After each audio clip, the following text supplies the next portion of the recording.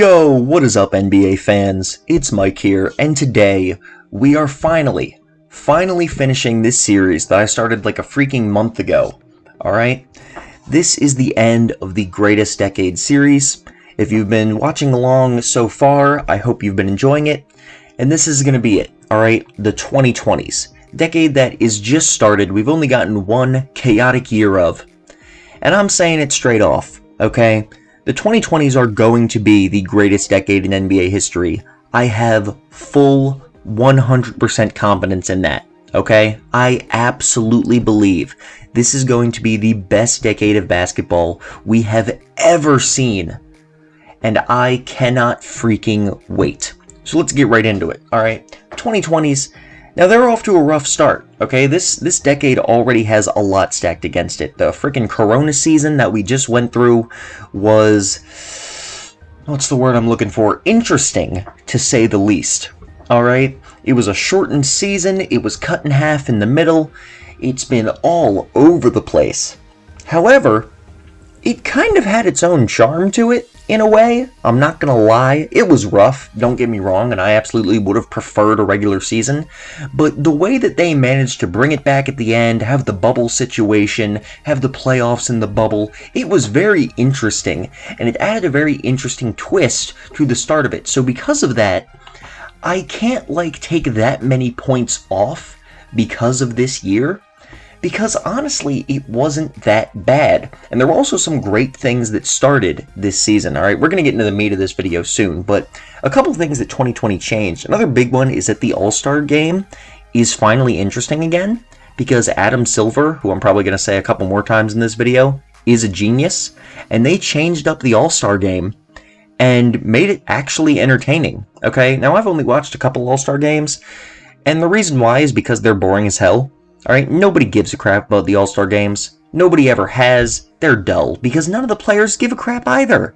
You can't watch a game where the people playing it don't give a crap. That's not entertaining. And they flipped it up. They found a way to make the players actually play like they mean it.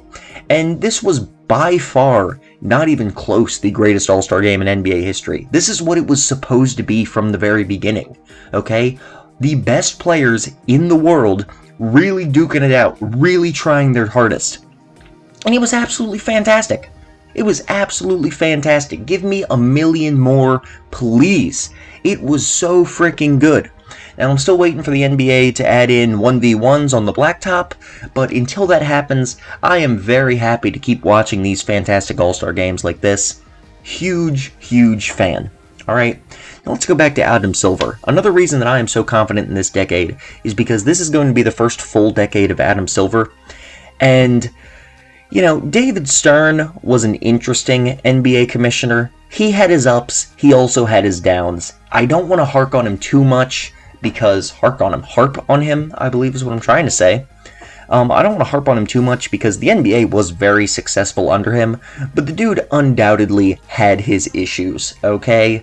He was very much trying to take more control than he probably should have, and it got pretty ridiculous at times. He was not, by any means, a perfect commissioner. And while Adam Silver, I wouldn't call him perfect either, the dude is fantastic at his job. It's undeniable, and he absolutely knows what he is doing, okay? He has just done an amazing job. I don't think anyone on the planet could have handled this whole Corona situation better than he has. He's just done a great job at his job, and I think he's going to keep doing that, and he's going to make the 2020s fantastic. There are some issues going into this, lingering from the 2010s. Alright, the main one is that the entertainment value is dropping. A lot of people have an issue with the defense in the NBA and too many free throws and too many three-pointers. Adam Silver, I have the utmost confidence he is going to find a way to fix these issues. Okay? I fully believe Adam Silver is going to come in, and during this decade, he is going to fix the lingering issues of the 2010s from an entertainment standpoint, and he's going to make the NBA better than it has ever been. Alright, I have no idea what that's going to entail. I don't know if the way fouls are called is going to be changed. I don't know if a 4-point line is going to be added or the 3-point line is going to be changed. I have no idea. And this is not the video for hypothesizing, but I guarantee you, Adam Silver is going to change some things here.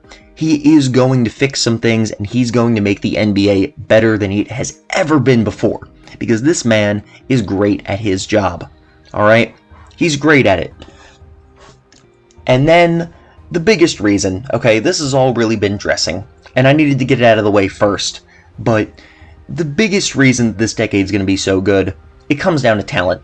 At the end of the day, alright, there is nothing more important for the NBA than talent. It's the same reason that everyone sits there and mocks the WNBA, and I'm not getting into that in this video because there are some talented players in the WNBA, but as a whole, the NBA is entertaining because you're watching these people who are inhumanely good at the game of basketball, and that's what we all love to see. That's why we're basketball fans. We love watching that shit, you know? That's what I love watching anyway. I sure as heck could not throw some freaking 360 windmill dunk in the middle of a game, but you see Aaron Gordon doing it, and that's why he's so entertaining to watch. And a million other guys. LeBron James. You know, what's the meme with LeBron James? He's built different. And it's a freaking joke, but at the same time, he really is built different.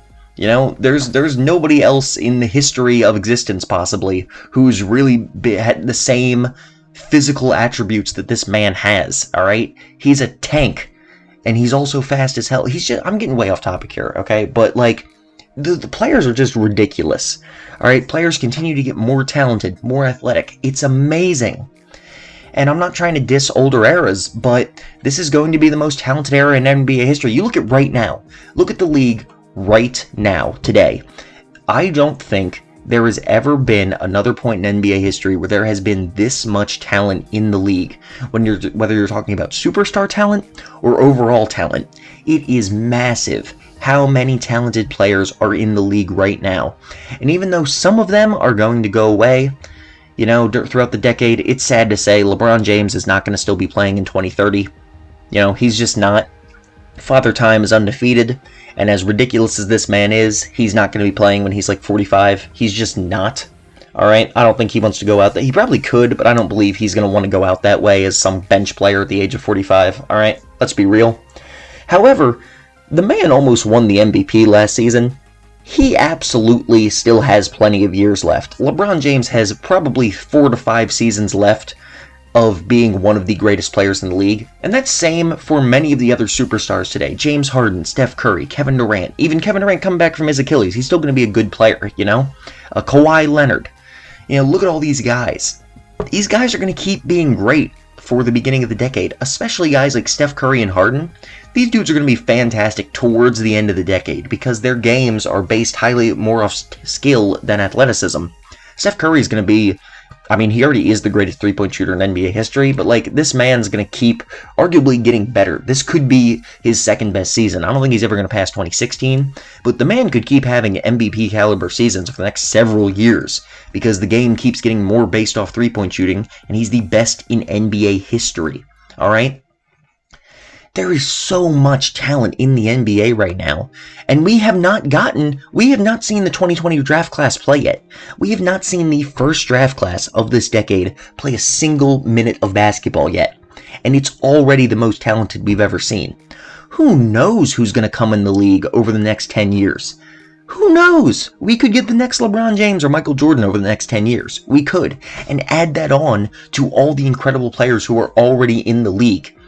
And speaking of the incredible players in the league, there are two main guys who are going to carry this decade. And no, Zion is not one of them. I do not believe in Zion like that. Dude's going to be box office incredibleness throughout the decade, don't get me wrong. But there are two specific players who are going to carry this decade who are the new Bird and Larry. Wait, Bird and Larry? What the? Larry Bird's one dude. Who are the new Bird and Magic. I can't believe I said Bird and Larry.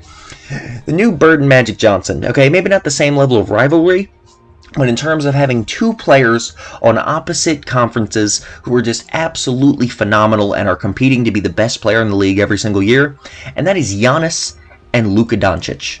Alright? These two guys are going to own this decade. And specifically, although Giannis is an absolute beast and could prove me wrong and be the greatest player of this decade, I think Luka's going to be the main one. I think, and this is a really bold prediction, Luka Doncic may be the greatest offensive player we have ever seen. Now, I'm not going to say the greatest player we've ever seen, because I don't know if his defense can ever get him on the level to really be in the same category as like a Michael Jordan or a LeBron James. I don't know if his defense is ever going to get there, because defense is, pretty damn important. However, offensively, he could be the best offensive player we've ever seen, okay? This dude is absolutely phenomenal. He's absolutely beyond words. I do not think we've seen this impressive of a sophomore season. I think he's having the best sophomore season since Michael Jordan, and I think the only other player who really compares is Tim Duncan, and Tim Duncan, he doesn't have the same flash. Tim Duncan, absolute beast, but the man does not have the same kind of box office pizzazz that Luka Doncic has, with his step-back craziness and his highlight passes. This man could go down as the greatest offensive player we've ever seen. And we're watching him right now. He's only 2 seasons in. His full prime is going to be throughout this decade. Meanwhile, you also got guys like Giannis, who are beasts on both ends of the court, and he is still improving. People who are giving up on Giannis already, you're clowns. Okay, you're freaking clowns. The man's 25. He is not in his prime yet. Giannis is going to keep getting better and better and better. He is. It's ridiculous how much talent is in this decade, and I think it's going to keep improving. It's going to keep going up and up and up, and as the talent improves, competition improves too. We are going to see, and we're already starting to see it now, less and less teams who are going to suck. Right, you look at the Western Conference, and it has been stacked. Okay, for the last 2 decades, the biggest issues with the league have really come down to most of the talent is in the West. And at this point, it's getting to the point where that's not going to be the same anymore. Okay, you look at this upcoming season, I expect every team who makes the Eastern Conference playoffs to finally have a winning record significantly.